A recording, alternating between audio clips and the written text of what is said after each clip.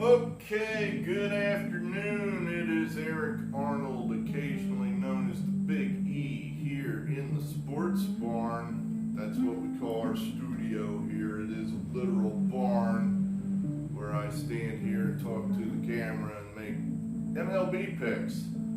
And eventually, God willing, college football and NFL picks as well. So it's Monday, August 24th, is that right? So we're here to recap our so-so weekend and set you up for Monday with a handful of plays on Monday. So let's see what we have here. I mean, seems like the Monday episodes are a little more relaxed. You can recap the weekend. The weekend's so rushed. I mean, I gotta get to bed earlier on Saturday nights because the time just gets away from me on Sunday mornings, and I just had no time at all to give you any kind of episode at all. I didn't even write the script, write the picks down here this last episode, just read them to you. At any rate, so let's see what happened this weekend. I think it was slight L. I think it was about break even or a slight L. You do the math. Here's what screwed us this weekend. These huge damn favorite games. I'm struggling. They're like minus 200, minus 250, and you like the favorite, but you don't want to play that huge line because if you're wrong, I mean, that just screws up everything. It screws up your whole day. Minus 250. Boop. So you play the run line. That shortens the price, of course, but it also shortens your chances of winning. Because you have to win by 2, obviously. And if you're the home team, you only get 8 at bats. If you're not winning by 2 and you're rolling into the 9th inning and the game is tied, there's no way to win except with a home run. So, and what are the chances of that happening? So maybe I'm trying to come because, I just keep doing the wrong thing right now.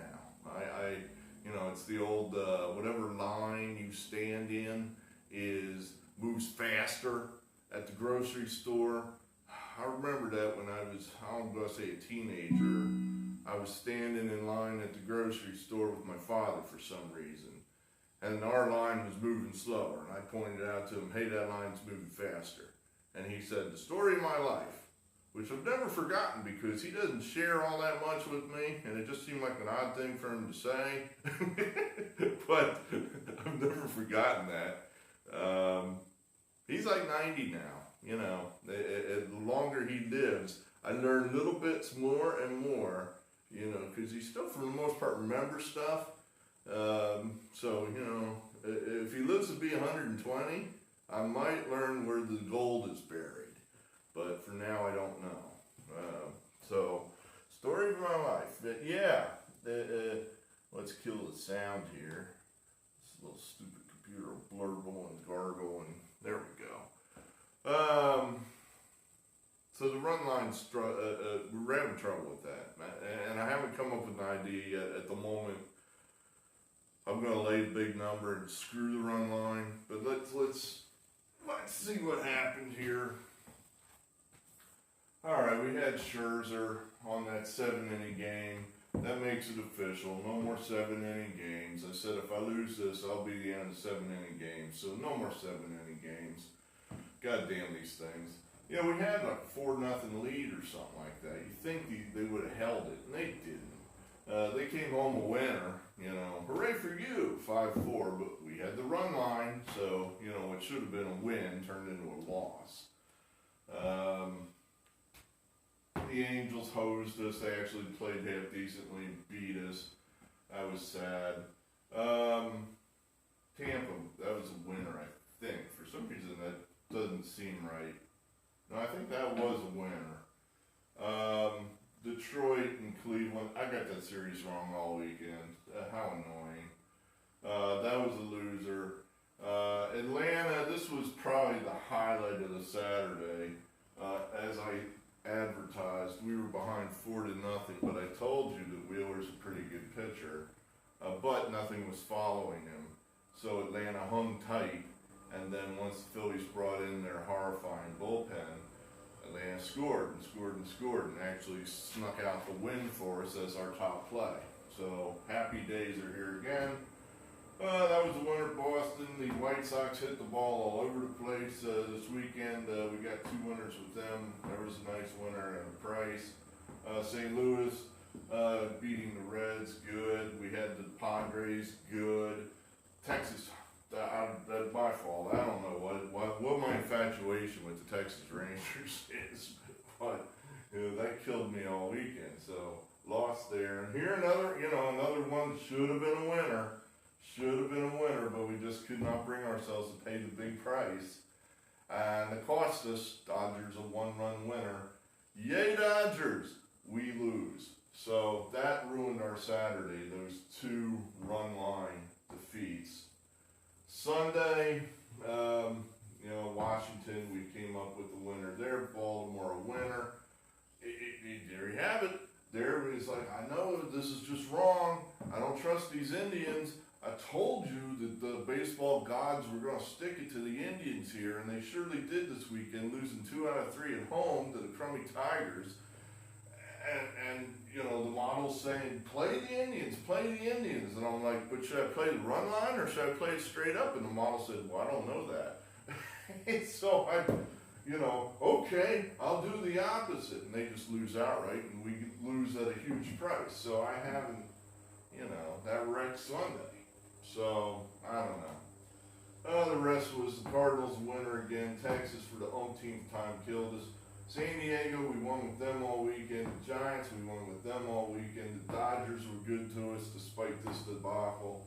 Lost the closer there at the Braves. So, like I said, weekend. What else is going on? The NBA, Boston finishes off their sweep.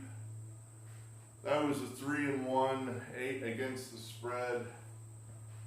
Lakers, as I told you, take them. They're 2-1 against the spread. So right now we're 5-2 in the NBA, with whatever the Lakers are going to do in the rest of their series. So I think that's nothing to be embarrassed about. This is interesting. If you haven't followed the NBA, I guess the Clippers and the Mavericks are tied at 2. The Clippers, I would say, are a very strong favorite against the Mavericks because they have Leonard, he of the defending champion Raptors, and the Mavericks are kind of a young team. But apparently the controversy, I had this whole shtick made out about Montrezl Harrell, who apparently, called Luka Doncic. Luka Doncic is a 20-year-old white kid from Slovenia. I guess he's like the number 3 pick in the draft or something like that. Called him well, I was going to, I tried to read, what my joke was, I was going to say, he didn't say bitch-ass white boy because that'd be crazy. The NBA would have to suspend him. They would be all over that. He couldn't call him that. And I was going to say I read his lips and he said something else, something totally stupid like I want a sandwich or something like that. Well, here I find out he apologized. So if he apologized, then I guess you said it. So I guess that's the standard. What is it? Bitch-ass white boy apology. Okay, no problem. Now, the part that I think is funny is that the series tied at 2 after he called him bitch-ass white boy. Doncic, all 20 years old, went off for like 40 points, 17 boards, and 13 assists, something just absolutely crazy. And there was probably a line of people at Harrell's locker of his teammates saying, dude, you need to apologize. Shut the fuck up. You made this kid mad. What on earth? You better apologize. I guess that was kind of interesting. That we'll see. Let's see where it goes from here. It's all smoothed over now. For now, it's 2 games apiece. Let's see if there are more fireworks. I guess Donna can call him whatever he wants in his native tongue, and no one will know what he's saying. So you know he can have his own dialogue of trash talk, and no one will know what he's saying. So we'll see. I actually, you know, I'm gonna make time to watch the next one of those games. That's gonna be. There could be some actual heat in that series. God, old school NBA. You know, before everybody go, well, never mind. They're still not. The physicality of the game still isn't there, but I don't have a real problem with the NBA not punishing Harrell. He apologized. He was forced to. I think the best thing is he got shoved up in his face. I think that's the best thing that happened. But all right, so that's the NBA. I'll leave my Sixers story maybe for a shorter video. I despise that Sixers team, and I have reason to. And they proved everything I've said about that team correct this weekend by getting swept by the Celtics. It's a bad franchise. It has bad ownership, bad management, and you get what you get. I've mentioned that a number of times here in the Sport Barn. It's a big picture when you're betting. You got to look at the whole thing. You can't just look, oh, we have good players. Well, who's coaching these players? Who's picking these players? How do you know they're good if your general manager's an absolute idiot? You know, because the idiot general manager told you they're good? So you're just listening to him? Oh, you have good players. But he's an idiot. He doesn't know if he has good players or not. He's probably wrong. So the Sixers have bad management. The Celtics have good management. Sweep for the Celtics. So endeth the lesson. All right, let's talk Monday here. Let's get this thing up. Get it on the internet. Just an hour or two from now, 3 o'clock this afternoon, we're going to go with the Rays. We're not real. We got 1 star on it. You know, our 1-star plays do better than our 2-star plays. Don't trust Blake Snell. We're going to put that huge price on it. We don't trust this guy. You know, he was one of these I'm not excited to play guys. So I'm afraid what he's going to do is go out there, throw 4 innings, and then go, I'm tired, and leave the bullpen pick up the pieces for 5 innings, you know. To justify that big price, that dude needs 7. I need 7 out of this guy. So I don't know if I'm going to get... God, I mean, you young people watching this video, you're like, 7, that's heroic. It's like, Jesus Christ. Back in the day, we used to watch our heroes go out and routinely throw us 8, 9 innings. You know, if I needed Steve Carlton to go get a game, he'd go get a game, and he pitched the whole damn thing. He wouldn't turn it over to Gene Garber until he absolutely had to. So now it's like, geez, you pitch your whole bullpen every game practically. There's a reason they're out there. They're not as good as the starters, but today's baseball, it is what it is. So we're taking the Rays. All right, 1 star here with the Twins at Cleveland. I believe the baseball gods have not even begun to punish the Indians for not pitching Plesac and Clevenger, just letting them rust somewhere in a hotel room. Punish their all the teammates. You know, they're saying, I'm kind of like, you know, I'm okay I was lied to. I mean, if you go out and throw me 8 innings of a 2-hit ball, you can lie to me anytime you want. But that's not what's happening. So the Twins are going to beat the Indians at 113 with Kenton Maeda. This one I don't know. This one this is a face in the fan game. I don't know. Maybe I'll put a get out of town qualifier on this game. Maybe this will be the last time I play the Reds. You know, if they don't get this game for me, maybe I'll just swear off the Reds, just like 7-inning games. Trevor Bauer looked so damn good last time out at Miller Park, and I'm on the wrong end of it thinking, boy, what was I thinking? I mean, this guy's unhittable. So if we get unhittable Bauer, it's an easy winner.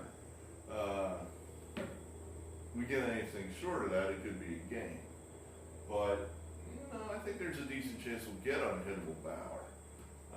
So let's hope for it. We're paying for it, 135.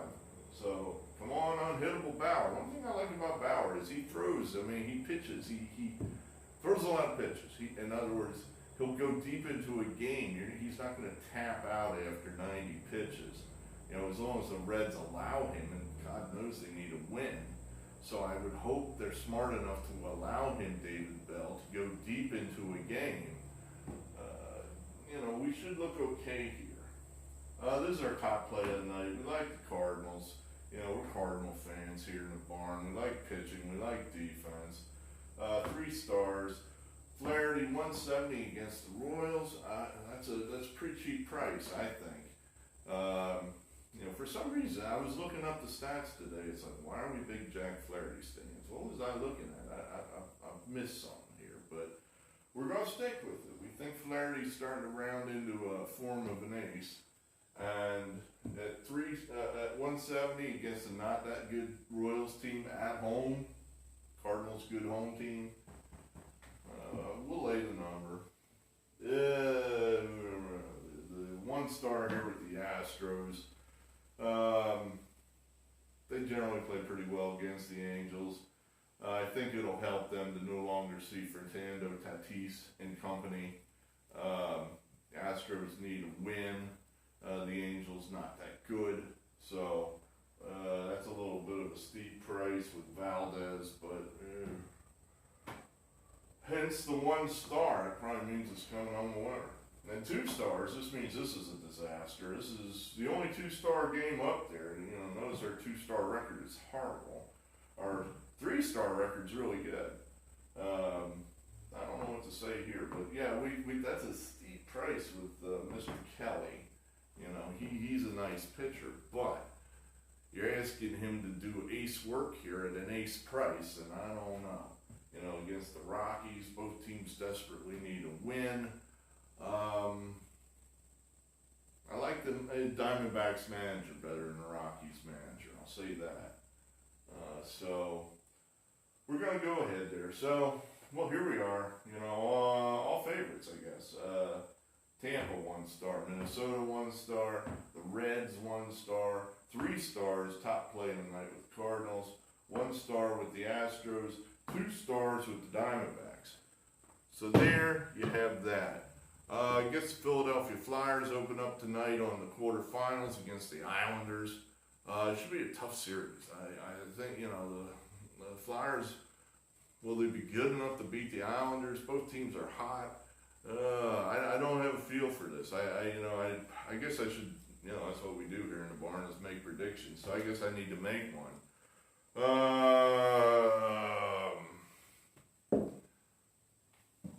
You know what, we're going to say Islanders in 6. We're going to say Islanders in 6. We're just going to say the Flyers. One thing occurred to me about the Flyers is that we play like the old Devils used to, where we get outshot, we block lots of shots, we get pretty good goaltending. You know, if we played like that, we'd win because the Devils we couldn't beat that team. You know, it was boring. I hated watching it, but, you know, that's the way the Flyers play now. Good. It's hard to believe. But I don't know. I'm just, you know, I'm a pessimistic Philadelphia fan, so we're going to say Islanders in 6. Let's make it 7. Let's make it 7 just, you know, to give it a little more of a, you know, we're not going to get killed type flavor to it. It'll be a close series. Even Mark said this is going to go 7, and you know, he's Mr. Homer. So, Mark, my brother. Very good. Very good. All right, let's have a good week. Good gambling, good day, and good luck. I would say that in different order. Maybe I should, put that together. I don't know.